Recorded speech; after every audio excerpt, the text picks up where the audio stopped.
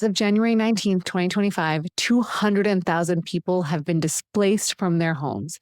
Over 12,000 structures have been lost, and over 40,000 acres have been burned in the California wildfires. This is estimated to cost over $250 billion, making it the worst and costliest natural disaster in U.S. history. I'm Dr. Rena Malik, urologist and pelvic surgeon, and today we're going to cover something a little different from my usual content. Like many of you, I have been deeply moved by the wildfires, which have been expanding and difficult to contain. And so in response to this, I decided to gather multiple experts to discuss how to cope with a natural disaster, to protect your health, cope with the trauma or survivor's guilt, take care of your children, and protect yourself financially, legally, and how to navigate insurance. I even spoke to first responders' families who have their own set of struggles and challenges during this time. I wanted to use my platform to help those who are suffering and potentially prepare others for the possibility of natural disasters in the future. And I really encourage all of you to listen and look at the timestamps in the description to decide what parts of this show might be applicable to you. Because while you may personally not be affected by this most recent wildfire, there's tornadoes, hurricanes, blizzards, and floods that occur periodically throughout the nation and throughout the world. And having this knowledge might help prepare you in the event of a tragedy. And that can be life-saving. So first off, we're going to start with how you can protect your health. While these fires rage on, air quality has been a major concern for people living in Southern California. And I asked Dr. Zachary Rubin, an allergist and immunologist, about how disasters like wildfires, particularly ones in an urban setting, can affect our health. I'm quite concerned with what has happened recently because there's a lot of different types of particulate matter that is being spread. There's larger molecules, there's smaller molecules, but there's also volatile organic compounds being released because this is coming from not only trees, but also homes burning. And there's all sorts of chemicals in these homes and other businesses that are releasing things into the environment that unfortunately we're not able to easily measure. So there is something called the air quality index that has certain measurements that we can have in terms of particulate matter 2.5, particulate matter 10, ozone. Those things are readily measured, and we are still seeing potentially issues related to these other chemicals or lead, cadmium, toluene, et cetera, that people may not be aware of that could cause symptoms. And oftentimes what happens is these different particulate matters will come into your lungs. They will sit in the small airways. They could potentially diffuse into the bloodstream and create inflammation. Your immune system will look at these foreign particulate matters and say, this might be a virus, it might be a bacteria, and create nonspecific inflammation that even if you're healthy, you could end up getting sick 2, 3, 4 days after that significant event. And if you are young, elderly, immune compromised, or pregnant, you may be at higher risk of having more severe issues. We know that people who are chronically exposed to air pollution in general, who are pregnant, are more likely to have either miscarriages or preterm birth, as an example. So we will know more as time goes on. It kind of reminds me of what happened when Canada had those major wildfires a couple summers ago. That impacted me because I'm in the western suburbs of Chicago, and I saw that smoke literally blow down to Illinois from Canada.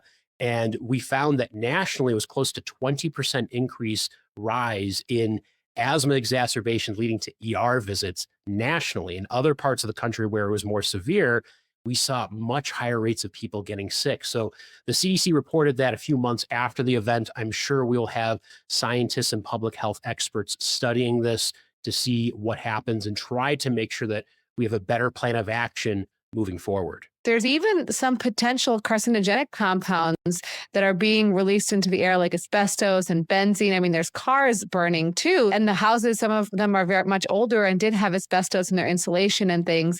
So that's another concern as well. Absolutely. The problem is that we can't measure that easily, so that when we're trying to tell the public, what are we going to do about this? How do we take the necessary steps? There's not a lot of measurements that are readily available. And with the wind patterns, it may temporarily blow things away to the point that even the air quality index monitors are saying it's okay, but there may be a problem still happening. One of the things that I worry about is kids are going back to school. Some of this is actually depositing on the playgrounds, and I don't know how much is being done in terms of wiping off these surfaces before letting kids go back and play on them. They're getting some type of exposure that we don't know what's going to happen. Yeah, especially with kids putting things in their mouth and maybe having less rigorous hygiene than adults, unfortunately.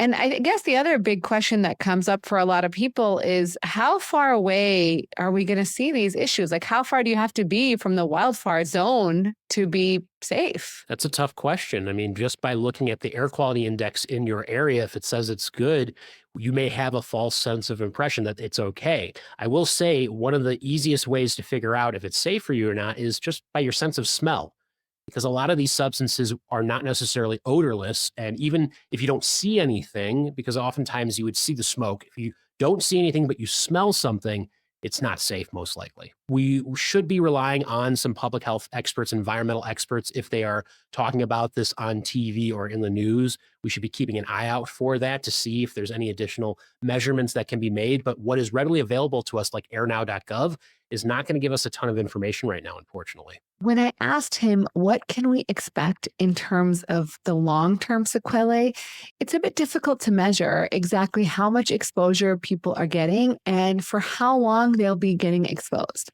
But Dr. Rubin did have some advice. We need to just minimize those exposures as much as possible and not focus on those long-term issues. If you are developing symptoms that are concerning, like a severe cough that's recurrent for several weeks, you're having difficulty breathing, you're having a lot of sinus pain and pressure, rashes can develop, any of those types of things that you don't feel are normal or they're lingering for a while, you should definitely talk to your doctor and get examined. What are some tips that people can use outside of obviously staying away from the outdoors? But if they have to go outside or they, from all the reports that they see, things are relatively safe, but they still want to be cautious, what can they do to protect themselves? Absolutely. So it's a great idea at this time to wear a mask, high quality, like an N95, or if you're able to get a P100 to cover your nose and mouth and have a really good seal. You want to try to filter out as many particles as possible, as well as having some type of eye protection, like safety goggles, something to cover your eyes from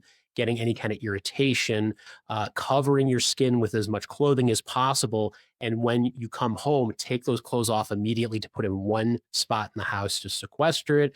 Wash yourself down really well to make sure you're getting all those particulates out. You should also consider getting some type of nasal saline rinse device, whether it's one of those nasal saline canisters, drops for little kids, neti pots, the bottles. There's so many different types of devices, but to help you rinse out your nasal cavities, because you're constantly breathing things in through your nose, you have the opportunity to flush that out. You should do that at least once a day, if not twice a day. Any medication that you need to be taking, make sure you have plenty of that and that you're not running low on it potentially. Get all your refills in order. Make sure that the air is humidified so that's easier for something called mucociliary clearance to happen, right? So there's little hair follicles that are in your respiratory tract that will move the mucus up so that you either cough or sneeze it out, or you swallow it in your stomach to get rid of it. We want to make sure it's humidified air, because dry air makes that whole mucociliary clearance not work as well. I also reached out to two of my colleagues who are board-certified psychiatrists, Dr. Sasha Hamdani and Dr. Saumya Dave, to talk about mental health in the aftermath of a trauma like a wildfire. We started by talking about how your brain and body respond to the acute stress of the event. Dr. Hamdani described it as, this is so destabilizing to the brain, to the body. So some of the things you might experience are anything that you might see with like a panic attack, except it's prolonged. Difficulty breathing, difficulty thinking about next steps, feeling very overwhelmed, sleep fragmentation. Those are all things that you see. And because you're right in the middle of this natural crisis, it's hard to work yourself out of it, and you get stuck in that kind of fight or flight state. Dr. Dave described the multiple symptoms people might experience. Changes in sleep, changes in appetite, changes in mood. And when I say changes in mood, I mean people might feel angry, they might feel irritable, they might even feel numb. They might feel like they don't feel anything at all. So there's a wide spectrum when I say that part of it.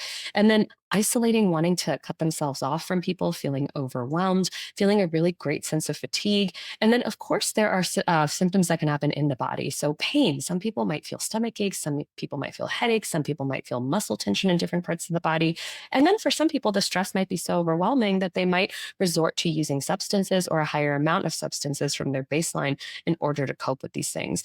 Now, one thing I do want to emphasize is that we do sometimes talk about these symptoms in timelines. And what I mean by that is that in the first 30 days, we might have what is called an acute stress reaction, which is that we're just trying to respond to what's happened, make sense of it. Our bodies and our brains are trying to figure out what to do.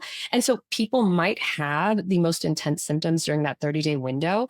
That being said, what I've also seen happen is that some people might feel none of the things I just listed off in that first 30-day window, and they might feel some of these things after. So when there is something traumatic that happens on such a large scale, it's possible to have symptoms months and years after the event has happened and even after it has resolved. So just saying that so people know to just be mindful of that with the timelines, that even if a year has passed, 2 years has passed, it is still possible to be at risk for some of these things happening. Both experts mentioned the importance of trying your best to keep a routine. Some of the best things you can do are find times for like mindfulness and stillness and establishing any sort of normalcy or routine that you can. And that tells your body, like, we're okay.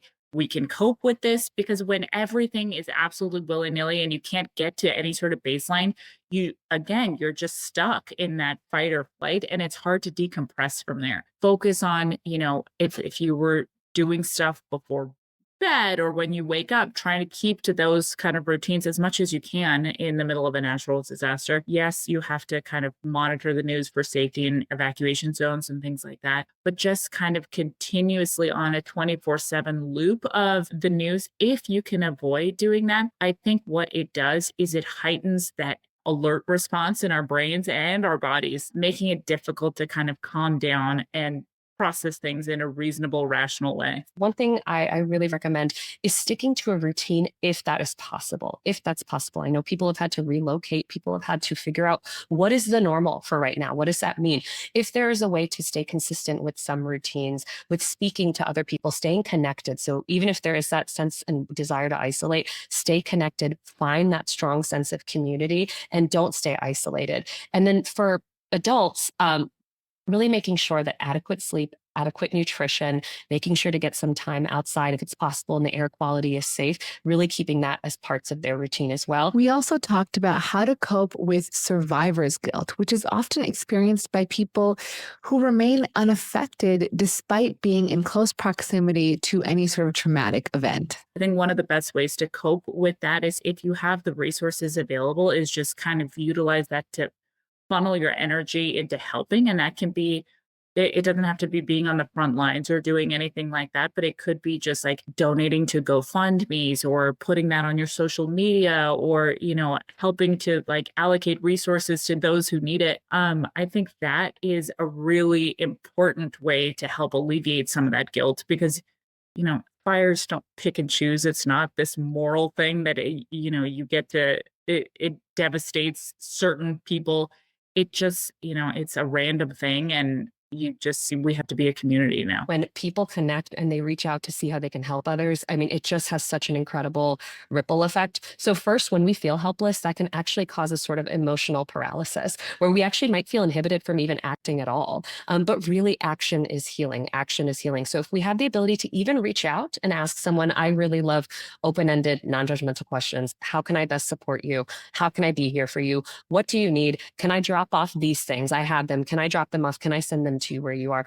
That can really go a long way. But I think a lot of times, we are all one individual, but when we all do something, it does add up. It has a cumulative, very powerful effect. And it's actually really healing for us as well to show up for people and to do things that we can in our capacity. Both doctors cautioned about the risk of developing substance use disorders when coping with traumas like these. Something that a lot of people tend to do, especially in the light of natural disasters or any sort of acute trauma, is that they feel like this is probably a good time to self-soothe.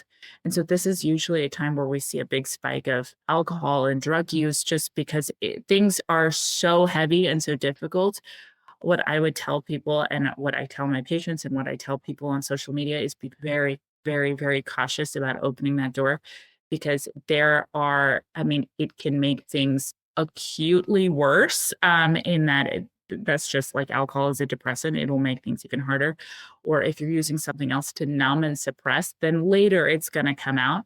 So just be judicious about that and be aware that for that temporary kind of fixing, it could make things worse down the line. And if there is this desire to increase substance use, then to really see if there are other ways to cope with the stress when it happens. Can we do a deep breathing exercise? Can we do some mindfulness? Can we speak to someone about it? Do we have a few people who feel safe, non-judgmental, we can call? So every time that desire comes up, we have another action that we can take. Unfortunately, oftentimes mental health issues from a traumatic event can affect people for even years after the event. Some of the things that we see when we are dealing with acute trauma turning into long-term trauma effects are you see difficulty with sleeping. You see difficulty with nightmares specifically. People can have a lot of nightmares. It's more common earlier on, but if it's left untreated, it can continue. People have difficulty with like hyperarousal and hypervigilance where they're just really worried about like, when is the next thing going to happen? And I smell smoke and I see the sky is darkening. And so they're getting really concerned about things like that. If you are experiencing some of those and it's becoming invasive in your life and it's starting to become really detrimental and you're noticing that you're not able to get done with some of the things that you previously were able to, that's probably a good sign that you should be slowing down. You should try to talk to somebody if that's accessible to you and just read the signs of your body because your brain is telling you that it's too much to process. Emotions that are kept bottled up, right? When we try to deny, when we try to suppress, and by the way, a lot of people do this out of survival mode because maybe they don't feel like they have the ability to fully grasp what is going on for them. But when we do that, what I found is that the emotions just tend to grow. We still struggle, we still suffer, and sometimes that amount can just go up over the years. So if anybody has a sense that something even feels a little off, I would recommend just please getting support as soon as possible. Now, not everyone has access to a mental health care provider. And, I'm sure you and I could talk about that for an entire other hour or longer. But I will say that there are a couple of resources that I think can be helpful in the moment. One is the 988 number that can be called 24/7 to just speak to someone else. The other is the Red Cross. American Red Cross does have a hotline as well that can be called. And it's specifically a disasters hotline, a disaster distress hotline. So to just get someone on the phone if you're feeling like that. And then, of course, connecting with people in your community and really talking to each other about what it's been like to go through this. Community and connection can just be such powerful forces when it comes to healing. And of course, if people do have access to a mental health provider, which sometimes can be found through online pages, or a primary care provider can provide a referral, then I would recommend seeing if there's a way to either join a support group, start individual therapy, a combination, whatever feels possible. Because again, I know people are in survival mode and they're really just trying to get the basics, but as much support as possible, as quickly as possible. And I would also encourage people to check your workplace because a lot of people have counselors that are accessible, but they're not always you don't always know about them. You have to sort of look in the HR page to find that they have these, phone numbers available to you and you can get counseling, but it might not be readily noted. And so that's a great resource. If you have a job, particularly at a bigger corporation, they usually have those sorts of things. We also acknowledge that unfortunately, mental health professionals are not available to everyone, but there are things you can do to help yourself from home. One of the easiest things you can do that is so accessible on social media, on YouTube, on Instagram, are breathing exercises. This is especially important because, from a physiological standpoint, it is going to calm your nervous system. It is going to help you process things in a way that's not going to exacerbate that acute response.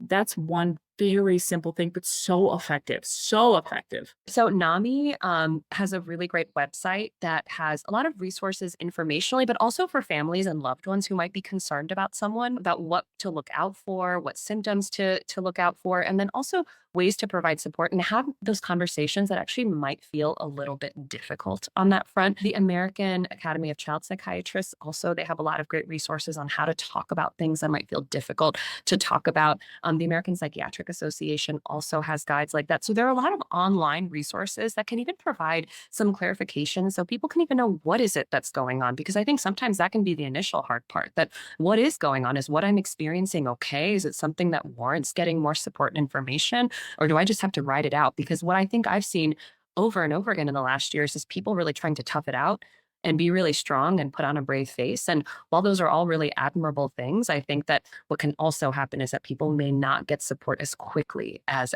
they need it. Are you sick of going to the doctor only to have them talk at you for 15 minutes and leave without knowing exactly why they're prescribing you this certain medication and what exactly the next step is to take to optimize your health? Wouldn't it be great to finally find a doctor who actually listens to you, answers your questions, and doesn't rush you out the door? Well, at my practice, Rena Malik, MD, I aim to do just that. I specialize in taking care of patients who have issues with their sex lives, issues with their bladder, with their hormone health, or are having pain in their pelvic region or with sex. My goal is to give you the time and attention you deserve so you can leave with a clear understanding of your condition as well as our treatment plan that's optimized for your goals. During your visit, I'm 100% present with you for an entire hour. And after you leave, you can reach me. It is super easy to send me a message through our secure portal, and I'll get back to you within 24 to 48 hours. No questions asked, no hidden fees. Scheduling is easy. Just visit our website, renamalikmd.com/appointments. We see patients in both Irvine and Beverly Hills, California, and I see patients virtually in California, Florida, Illinois, Maryland, New York, New Jersey, and Virginia. Oh, and don't forget Texas. If you're outside these states, consider seeing me for an educational visit. I look forward to seeing you. I asked Dr. Dave and invited Dr. Anita Patel, a pediatric critical care specialist, to discuss how to manage children's physical and mental health during this time. Now, in terms of physical health, it's important to know if your children are at higher risk. For children, those are primarily children who have underlying lung disease and those children with heart conditions. Now, unfortunately, persistent and long-term exposure to this particulate matter, unfortunately, can also set up previously healthy children for lung disease down the road. And one of the most common conditions that most people know is asthma. And then, of course, I know it's worth mentioning on social media, I know everyone's asking, is this going to cause cancer in my children? The short answer is everything is dose dependent. And, the dose makes the poison is a very common and honestly sage statement. Let's break it down into, if you have a child with underlying lung disease, and that really can span anywhere from asthma all the way to cystic fibrosis or prematurity. Those children who have underlying lung disease and or any sort of underlying heart conditions need to be very careful. And the more that you can keep those kids inside, the better. Tips that I always remind parents is, even if your children are inside, even if the AQI outdoors is saying everything's fine, if you smell smoke inside, if it looks hazy, obviously, that's obvious, but I just want to mention it. Those are signs that the air quality within your home actually might not be that good. So I always remind people, make sure that you have your HEPA filters or filters in your air conditioning constantly running. They have to be above a MERV 13 in terms of the filter number. And also make sure your house is on recirculation or circulation mode. That way you're not bringing the air from the outside, you're recirculating. And this is one of those settings that if you happen to buy air purifiers during the pandemic, it's a great time to keep those on and running.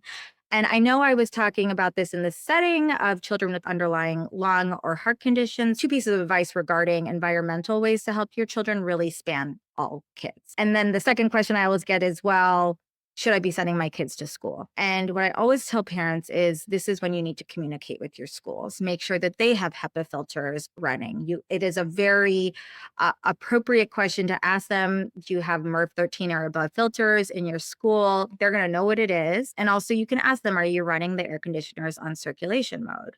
The other question I would ask is, what are your guys' metrics for going outside? And this brings me to sort of the really confusing part of the wildfires, in that we obviously are following the air quality index, or AQI. I'm sure everyone's heard in the news, if it's 50 or below, that's generally considered safe. 50 to 100 is sort of in the gray area. If you have sensitive populations, you should be aware that they should limit their time outside. If it's greater than 100 and between 100 and 150, children with underlying lung conditions should very much limit their time outside. And if it's greater than 150, that's a sign that everyone needs to stay inside. Now, unfortunately, the AQI is not perfect, and it covers several different metrics like carbon monoxide, PM 2.5 particulate matter, and several other, I think about 5 different chemicals, but it doesn't cover everything. So I would say the blanket statement I'm telling to all parents in California that are near the wildfires or downwind of the wildfires is this is a good time to frankly limit your time outside regardless. This is not me saying you can't walk to your car. Absolutely, you can walk to your car. Doesn't mean that you should be concerned if your kids have to, walk in between classes outdoors. But I would say that if your children are 2 and above, you and your children should be wearing N95s. But I also think it's important to say the caveat that N95s are not going to filter out all particulate matter. So you should still limit your time outside. This brought up concerns about how kids might feel isolated or bullied for being one of the only kids wearing N95s in the school setting. And Dr. Patel had some really helpful advice. First of all, tell them the reasons why. Unlike the pandemic, this is not necessarily to protect other kids, but it is to protect yourself. When my daughter was hesitant to wear the N95, she would tell me, hey, no one in my class is wearing it when we go outside or when, we're inside. I would tell her, let's find a buddy. And she had a really good friend in class. We talked to both of them along with her classmate's parent. And we said, hey, guys, you guys are going to be N95 buddies, and you guys are going to set an example for everybody of how you're protecting yourself and you're protecting others. If someone asks you why you're wearing the N95, you say it is because I want to breathe clearly and deeply, and I want to protect myself. And because you're involving another classmate, you can say, and also we are N95 buddies or we're mask buddies. Because the truth is, yes, it's great if everyone's wearing an N95, but as long as your child has someone else to be a buddy with, it dramatically helps them not feel alone, not feel isolated, and also limits the bullying as well. I also did this, and I recommend this as well, is a lot of schools have group chats for the parents. So we had a much milder situation on the East Coast when there were Canadian fires, and that particulate matter was going all down the East Coast. And so I actually messaged the parent chat and I said, hey guys, if they end up going outside, I'm going to be having my daughter wear a mask. How do you guys feel about asking your kids to wear a mask as well? And across the board, we're in a very liberal enclave, and they were like, that sounds great. She also cautioned that if children are outside, to try and limit how much running around they are actually doing, as it increases their minute ventilation, and this ultimately leads them to breathing in more particulate matter than if they were just walking around. I also asked Dr. Patel, what signs or symptoms should we look out for in terms of respiratory health, and when should we see our pediatricians? I do want to say it is if your child is coughing in any way and that coughing doesn't appear to, get better or stop, that's a sign for you to set up an urgent care appointment, at the very least a telehealth appointment. My preference, if there is persistent coughing, is to actually go to your doctor. And the reason I'm saying that is because they need to look in your child's mouth. Because what we need to make sure is that they haven't inhaled any smoke. If they have inhaled smoke, then they'll assess whether they can observe your child in the ER for several hours, or whether it's worthwhile to be actually admitted so that you can be closely monitored. Because when there is smoke inhalation, and particularly if you're very close to the fires, you might have a false sense of security that your child is okay if they're just coughing a little bit. But the truth is that some of the really serious sort of impetuses of respiratory failure or causes of respiratory failure when it's related to smoke happens often 6 to 12, sometimes even 24 hours later. And that's why I say if you're near a wildfire, your child is coughing, immediately call your doctor. If your child's breathing fast and coughing or just breathing fast, you have to go directly to the ER. Even if your child doesn't have an underlying lung or heart condition, fast breathing is one of those scenarios that your child needs to get seen right away. And again, particularly when you have exposure to wildfire smoke. If your child has any eye irritation, that's a sign to call your doctor because they often can get some debris in their eyes. Communicate with your doctor about their symptoms. And that would be a sort of branch point where your doctor may say, this sounds mild. They lay the eyes on your child virtually. They look okay. Or whether they're going to tell you to come in because unfortunately, particulate matter can cause significant eye irritation, corneal abrasion, and those are the kind of things that you want to be aware of so you can keep your child's eyes hydrated. But they do require you to go in and be in close communication with your doctor. Another thing is if they're having a lot of congestion, postnasal drip, mucus, phlegm, that's also a sign to call your doctor. And then they can help advise you on whether it's sufficient to monitor at home or whether you should come in. And then if your child is having any lethargy, fatigue, just really sort of more sleepy than they normally are, that's a sign that you have to go directly to the ER. If your child is having any sort of dizziness or confusion, that's another sign that you have to go directly to the ER. In very rare cases, particulate inhalation can cause stroke, and that's why I'm saying you should go in. If your child has a headache, that's a point where you should call your doctor. And then your doctor can help you decide whether you need to either go see them or whether you need to go to the ER. Those are the main and most common symptoms to watch out for. If you ever see any soot in their mouth, smoke, dark stuff in their mouth, go to the ER immediately.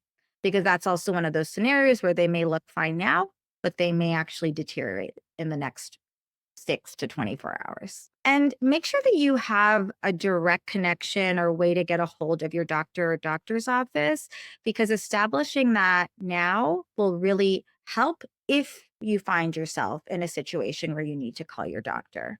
And I'm saying that because some doctors are also displaced right now. So ensuring that if you can't reach your own doctor, that you have an alternate is really important. And I never want parents to be scrambling when they're actually in an emergency. The more you can set yourself up for success when things are calmer, the better it'll go if you are in an emergency. Spoken like a true ICU doctor. But yeah.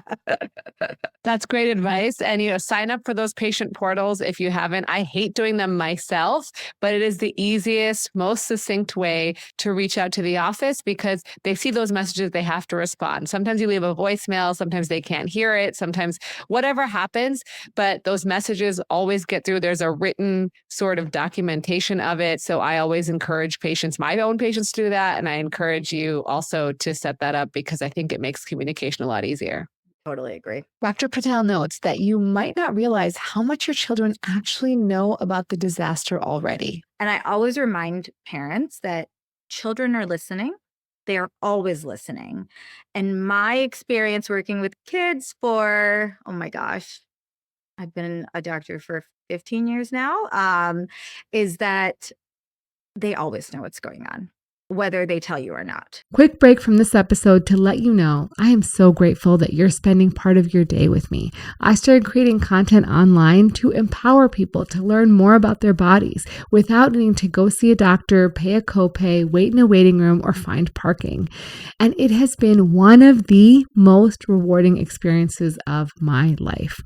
If you want to help support our mission of providing free education, please consider joining our premium membership. There you will have access to ad-free episodes, which are released early, as well as free transcripts and the opportunity to ask me anything. And these questions are answered in our monthly AMA episodes. Support the show and join today at renamalik.supercast.com. Can't wait to see you there. Dr. Dave explains how children might respond emotionally during this time. I will say this can differ with different age ranges, but we might just find changes in their behavior from what a parent knows to be there usually for their child. So that might mean that a child seems more agitated. Maybe they seem more reactive than they usually are to basic things when you're asking them to eat their food or get ready for bed. Maybe there might be more reactivity than what a parent or caregiver is used to. There might even be on the other end more clinginess of not ever wanting to leave the parent, not wanting to separate, right? And then there might be more shifts in the mood throughout the day as well. And then changes depending again on the age of the child.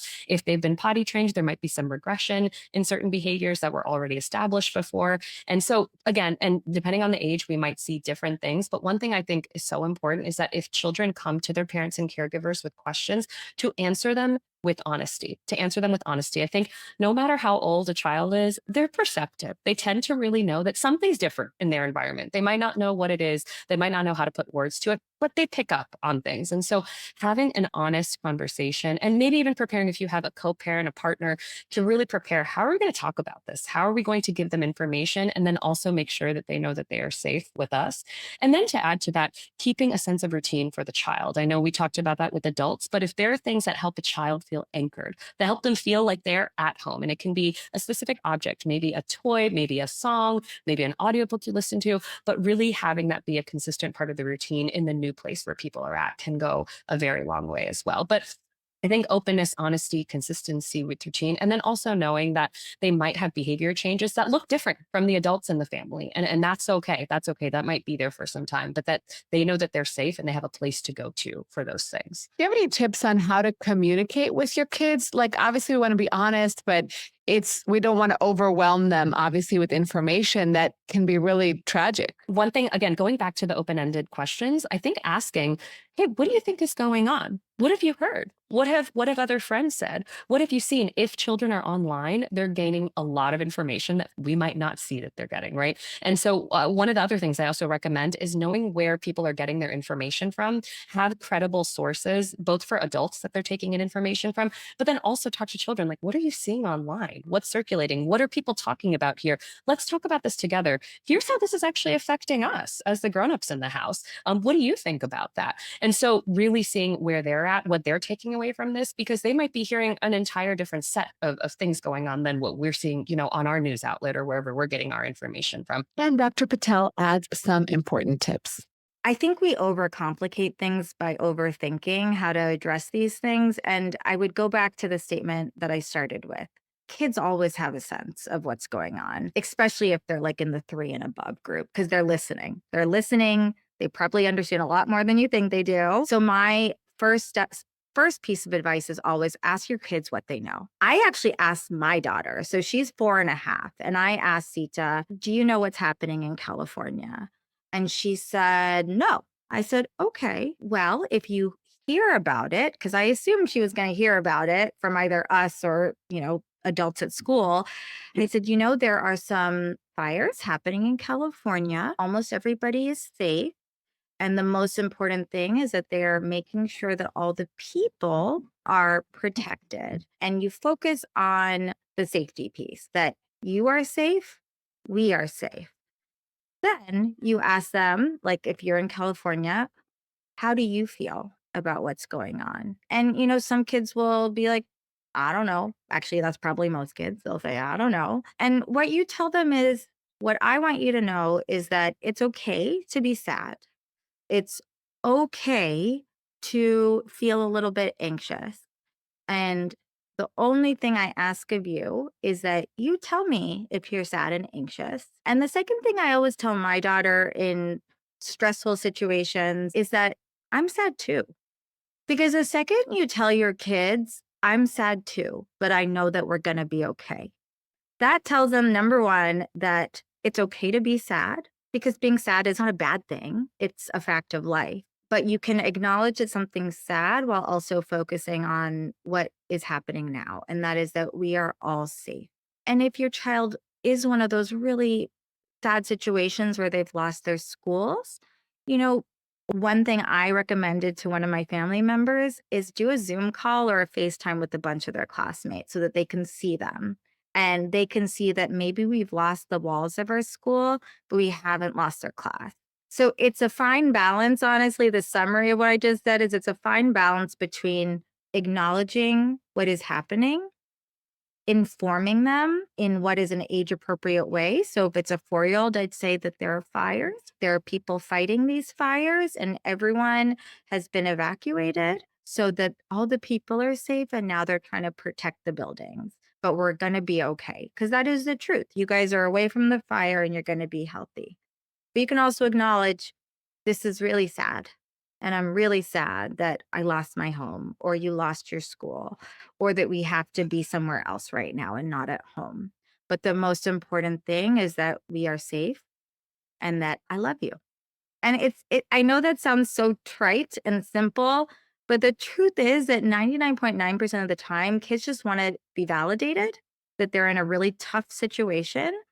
And they also want to be reassured in an authentic way, because kids know when you're placating them versus when you're saying, if you say, I'm sad, but I know we're safe, that's a very different way of reassuring your child than saying everything's going to be fine and not explaining anything. So those are the major things. And really staying in contact with your kids' best friends in their class, have them talk on the phone, have them FaceTime, set up play dates. Indoor play dates are a really great strategy right now to give them some normalcy, playing with their friends while doing it in a safe way because they're inside. Are you feeling in a rut in the bedroom, wishing you had the kind of sex life you could brag about? I've spent years helping patients and creating content for people all around the world to improve and optimize their sex life. Today, you can get my knowledge for 100% free with my new ebook called Better Sex, Better Life. In this ebook, I review my top 10 tips for improving your sex life, all from the comfort of your own home. All you have to do is go to renamalikmd.com/morepleasure to download it for free today. So now let's move on to dealing with insurance and your legal rights. If you've been displaced, your home has been damaged in any natural disaster, the first thing you need to figure out is how to deal with insurance and to optimize the ability to get your home rebuilt and protect your finances. I reached out to Aparna Shevak-Ramani, a former insurance attorney and someone who lost her home during Hurricane Harvey in 2017 and had to go through the entire process of claims and rebuilding all by herself. What do people need to know? What should they be doing if they have to evacuate, if they've lost their home or they think they've lost their home? What are important things that people should be doing during that time period? If they've already evacuated, the thing I would say is, and it sounds almost calculated to a fault, but you need to get in line with your claims. And the way you do that is by making the claim as quickly as possible. I actually made my claim before I even got evacuated. So my home was flooding, the waters were coming up. We had called for a boat to evacuate us, and we were sitting there, and I was like, oh my gosh, this whole city's flooding. I'm going to call and make my claim. The moment the waters receded, I was first in line, and the adjusters were at my home, and I got to move it along. I got one of the few rental cars in the city because I filed my claim first. And so there's all these things that you get when you're not in the backlog system of such a wide cast natural disaster. So I would say immediately file these claims. And it's so easy nowadays. I think people get very scared about I need to have paperwork. I need to know what I'm filing. No, it's really just, hey, here's my name. Here's my policy. I have a damage. Talk to you later. Bye. Literally, it doesn't need to be more than that. And if they're like, what kind of damage? I'm always like, external, internal, goodbye. Just put me in this line. And you can really get more specific once the adjuster calls you and all that stuff. But sometimes you don't even know if you're evacuated what your damage is. You know that there's damage though. If people have time, should they video record their home? Are there certain things they should try to get documentation of before they evacuate that would be helpful during this process? Yeah, I mean, you just pinned it completely. That's the one that's most important, to take pictures and videotape. Also, get your car, the inside, the mileage. They always ask things like that, and you're actually do money based on what your mileage is. The inside of things like cabinets and shelving and like the nooks and crannies. Like technically what I learned in the process was that you don't really need photographs of things that are under $100 to really like, the insurance won't question it. If it's $98, insurance won't question if you don't have a photo of it. But for you, it's just helpful when you're making that content later, that, oh yeah, I had those toiletries. Like you don't even think about it, but you like have a bathroom toiletry thing. There's a lot of money sometimes of like product in there, and you might not remember them all, and you might not have receipts. So just having the picture, the quick video of it really helped. Sometimes I think pictures help more because it's a still frame, like especially if it's like a cabinet, like you don't need to be like going like in weird angles and stuff. So it depends. Do both if you can. You might not have time. You might literally just be running around with your phone on video and moving as quickly as you can. What in terms of filing, obviously home insurance, but are there other insurances that people should be aware of, like car insurance and umbrella insurance? Or should they be filing all their insurance claims? File under everything you have and deal with it later. If they come at you in like 2-3 weeks and they're like, hey, we actually don't think you have coverage under this, you'd be like, okay, well, let me look further into it because I might. Or they might explain to you why you don't have coverage. But like, once again, just get in line. You never know. You could get something small from a policy that you don't even think that you have quote unquote coverage for this incident under. So some people have renter's insurance, if they're not homeowners, they have fire insurance in California, which I had flood insurance, they have, some people who work at home have business policies for their home. Some people have endorsements in their homeowner's policy that cover extra things like their businesses in their homes. So look at those endorsements. Sometimes you don't think that a policy actually covers something, but you added like, $8 a month and you added something you don't even remember, but it's the one thing that would probably give you coverage now. What are some of the maybe like legal rights that people have in these circumstances and these natural disasters that they might not know about? You know what I found? That people get really freaked out about them having to prove everything. They think that their insurance company is against them. And I can see why that happens because we have all of these, tall tale stories that go around about how your insurance is out to get you. But really, I think that that's not really necessarily the case all the time. And so you don't have to prove things to them. What you say to them is actually your word, and they actually take your word. Now, sometimes if it's a very large item, they'll be like, we really wish that you had like a picture of like that $4,000 rug or something, But if it's smaller things or like if it's something that, like something that was in the home, like your word is a contract with them. And even in legal matters later on, when I was a lawyer, I would do these things called examinations under oath with people, and anything that they said we had to take as truth because they have a contract. Your insurance policy is a contract with your insurance company. And in the contract, in the policy, it actually says, I will be truthful. And so they can't be like fighting you. And I think people think that they're going to be fought like, oh no, they're going to think I didn't have that item in my home, or they're going to think that that damage didn't happen.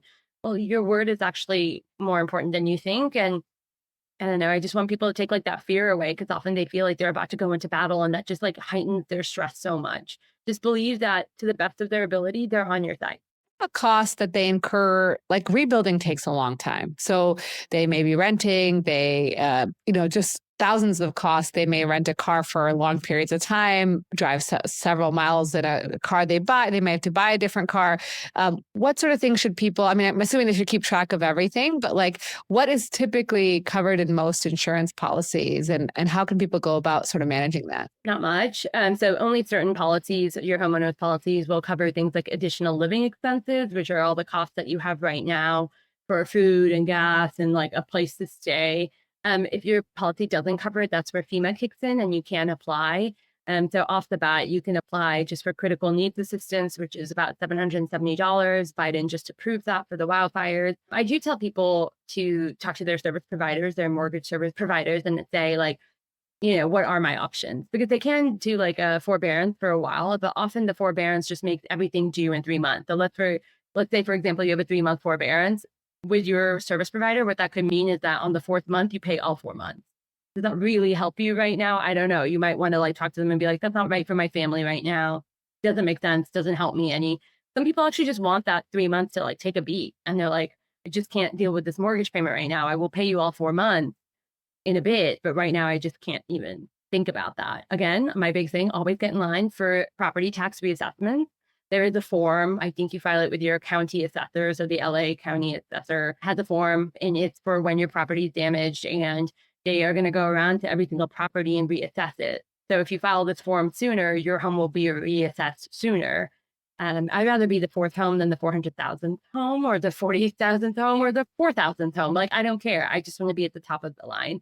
And so I know it's a lot going on for people, but like these small things, you take an hour, half an hour of your day, file the form, forget about it then, let it come to you. It could take 6 to 9 months for them to come reassess your property. Over and over again, Aparna reinforces the importance of getting in line and continue following up, because oftentimes the government, the insurers, they're all figuring out in real time, and things might change while the disaster continues to unfold. She also discussed how oftentimes you're not thinking about the fact that you will likely have to go back to work to continue to pay your mortgage and other bills, even when you're still in the midst of being evacuated or rebuilding your home.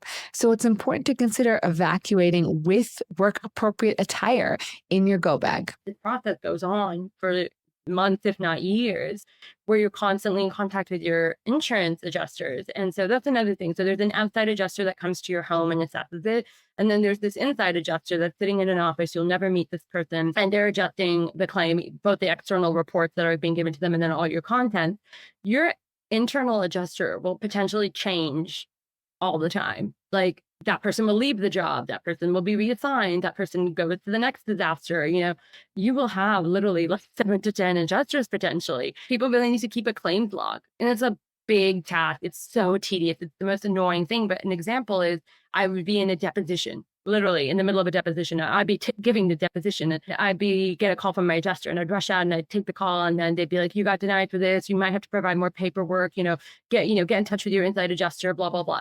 I'd immediately go back and make a note of that. Like, it was a call, it was incoming from this person, and they told me this, because when the next woman or man comes along, adjuster, they're going to be like, "I don't know, I don't see it in your notes that was told to you." And you're like, "But it's in my notes." And I wrote an email.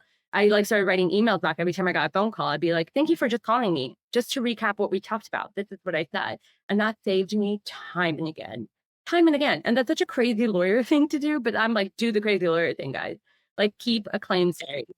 Also, I'm single, so I did this all myself, but some people are couples, and like both people will get phone calls, and so they would keep it in like a Google Doc so both of them could input the conversations they were having. You need to just put it in the diary. And the same thing for the receipt, put everything in a folder. So I had a folder with 3 sections in it, and it was like all the permitting and building materials, and it was like all the contractors, and then it was all of these ALE payments in case I could ever get, compensation for it.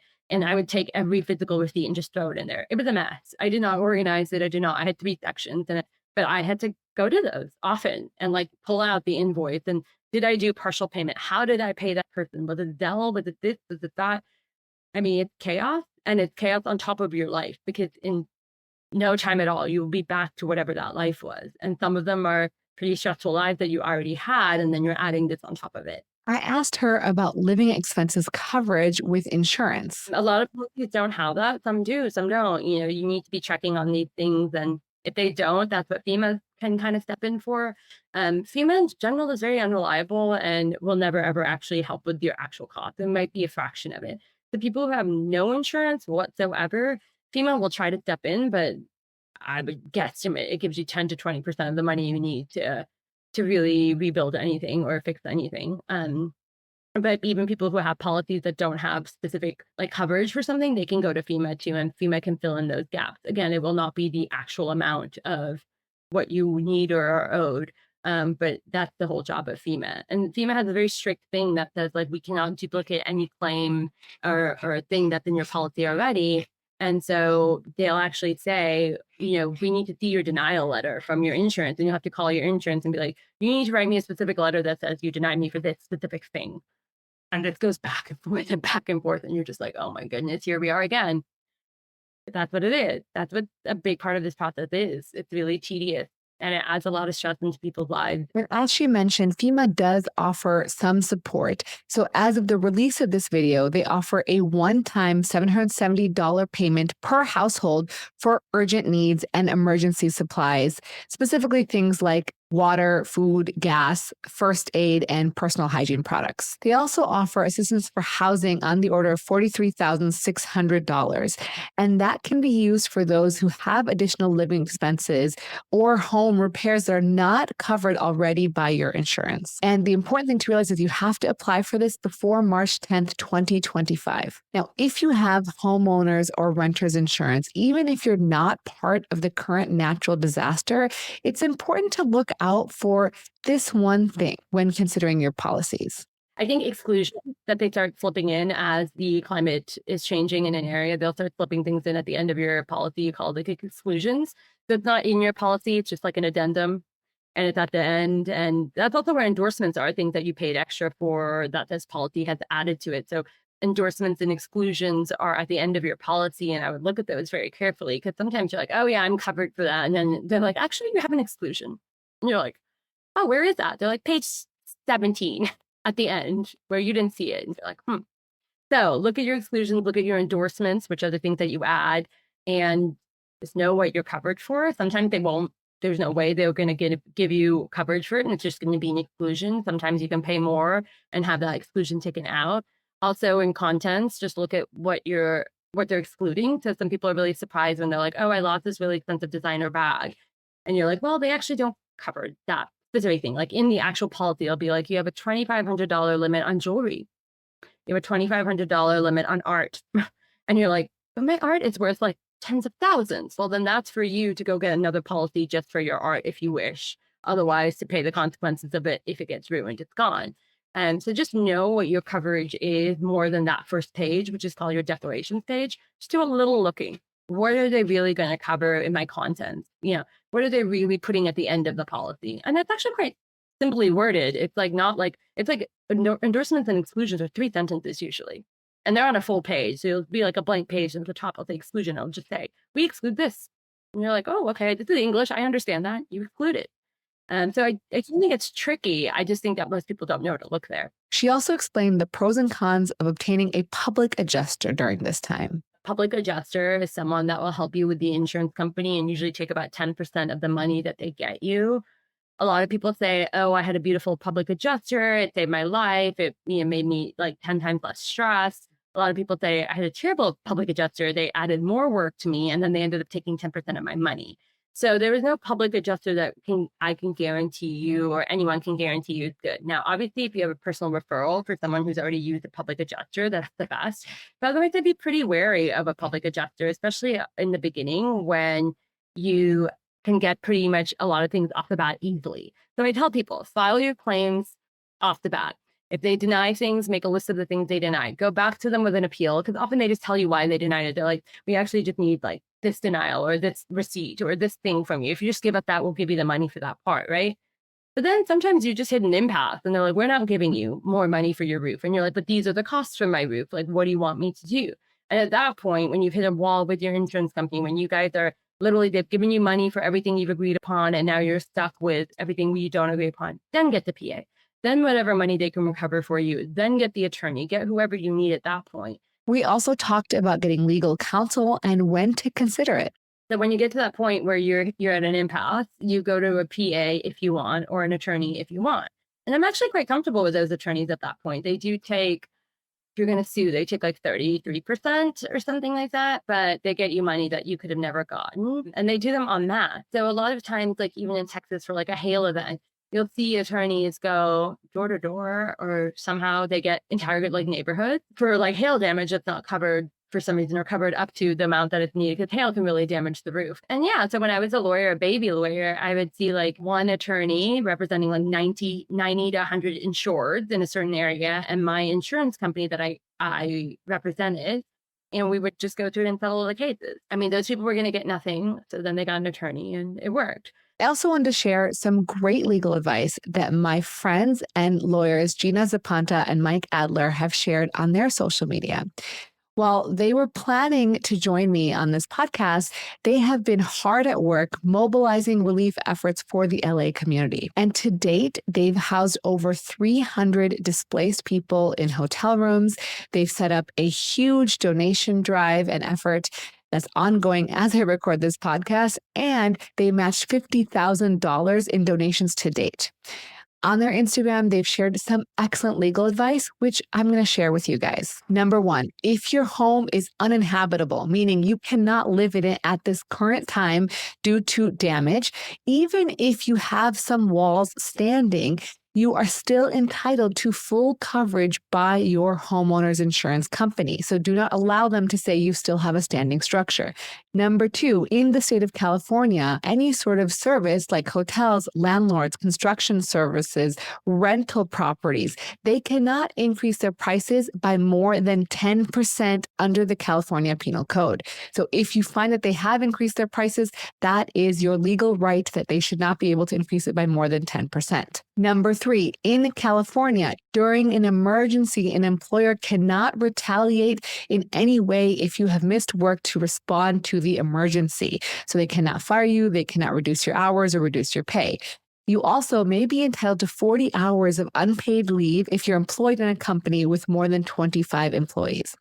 And lastly, number four, if you are a renter and your rental property is uninhabited or blocked off, you are entitled for rental relief. You also should consider negotiating with your landlord for waivers or refunds during this time that you can't live in your unit. And your landlord has the legal right to secure your property and make sure that no one has access to it until you are reinstated back into the property. Now, Gina and Mike's company, ZA Lawyers, is currently offering free legal advice to those who are affected by the California wildfires.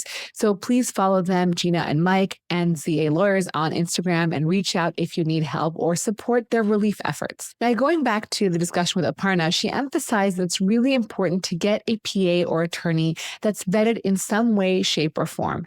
Ask around. Even if no one you know has lived through a very big natural disaster, there may be someone who's sustained some damage to their home due to some smaller incident, and they have had to work with a PA or an attorney that they can vouch for. And another tip she ended with was ask for help if you need it. People can step in. People want to help if they have the expertise. Like I'm stepping in right now, hours and hours a day, helping people in California. I'm happy to do it. Like, why would we not want to help if we have like a specific skill set? Yeah, that's another thing that you can look for in your community. People with specific skill set. Someone who's like in California, I know a retired roofer. He still has trades. He knows people. He might not be doing it himself, but he had a company for 30 years. Like there's people who know things and have connections, and they're happy to help.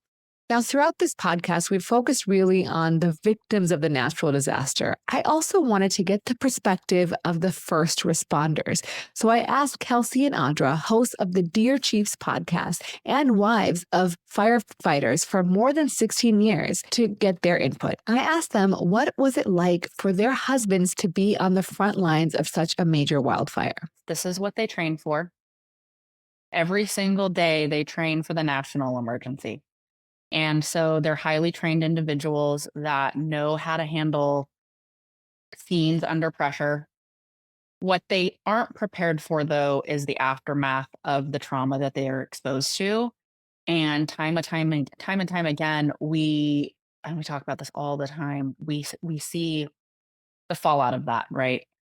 So they may get debriefed by their station. They may not. They may decide to go to counseling afterwards to talk about what they've seen and what they've been through. They may not. And sometimes if it's left unchecked, that trauma becomes a major problem. And our families deal with that on a regular basis as well. So firsthand experience, my husband has responded to many national emergencies. Being in wildland fire. And I can tell you that from the big campaign fires to the ones that burn down cities like LA, those are the ones that they carry with them their entire lives. And he's still carrying his. I'm sure Audra's husband is still carrying his. And sometimes the families don't really know what they're carrying. So they don't share with us what they saw or what they were exposed to or what they had to do in order to save property and lives. And so we're really unaware unless we ask and unless they're encouraged to share with us. And so I guess we're blissfully unaware of what's going on the line, but then we're dealing with our own stuff at home too, right? So maybe they're missing a birthday and they're missing our birthday. And that seems really like a lot when you're at home by yourself for, I think our guys now have been gone 14 days total. Another thing I didn't realize that fire stations were struggling with were budget cuts in the midst of this natural disaster. Audra told me about brownouts and how they affect the ability for firefighters to do their job, respond effectively and efficiently in order to save property and lives. Brownout is, so right now, budget cuts are basically, they have closed a fire station. They've actually closed 2 fire stations. And so Right now. Yeah. The city of Oakland, I believe, just closed 2, and they call it a temporary brownout. So it's the station's closed for now until the budget can be revisited and they can find enough money to keep it open. But what that does is that delays response time for the people that are in that area, that fire station, and creates a ripple effect throughout the entire city. And it puts a huge strain on resources. And it puts a significant delay on what's already pretty delayed in that particular city and those calls. And it not only causes harms to the citizens, it causes harm to our firefighters. And it puts them in danger because they're running more calls at other stations. They're exhausted. They have limited resources. It causes, I don't even know. It's just, I could go on. It's a lot. But I think that's going to be a huge thing in 25. This is critical to have first responders working, having the correct equipment, having their stations open, knowing that the cities and the states support them, and not just when there is a giant campaign fire every single day. That's the biggest issue for me as a spouse, is looking at the big picture and just knowing, like, they love you right now, but they need to love you tomorrow when the state is not on fire. I also asked Dr. Dave, what can we expect in terms of mental health for our first responders after they return from the disaster? So a lot of times when people have been doing this for work, right, they've been able to manage that initial set of reactions because they have had to do the job. So we might see that delayed presentation of the symptoms we talked about at the beginning. We might see a delayed presentation of changes in eating, changes in sleep, mood changes, maybe some increased substance use, fatigue, body aches and pains. And so just for people who are their loved ones, and of course for these people themselves, to be mindful that their symptoms might present weeks, months, years after they have been a part of these events. Because again, they have probably mastered some sort of compartmentalization in order to do this job and to show up for all of us and to be there for people in times of need. And so sometimes that displacement, that internal displacement, can result in things just happening on a different and more prolonged timeline. So I would say to just look out for things for an even longer period of time, because again, these things can go on for many years. Make sure to check out the Dear Chiefs podcast and their Instagram to see how you can support fire families during this very challenging time. I hope you guys learned something in this podcast. Please share it widely. I think this is something that can really help a lot of people who are getting bits and pieces of information and not sure really where to turn and how to rebuild their lives. And it's really important for anyone who rents or owns a home and has to deal with insurance if they are in the event of a disaster. And as always, remember to take care of yourself because you are worth it.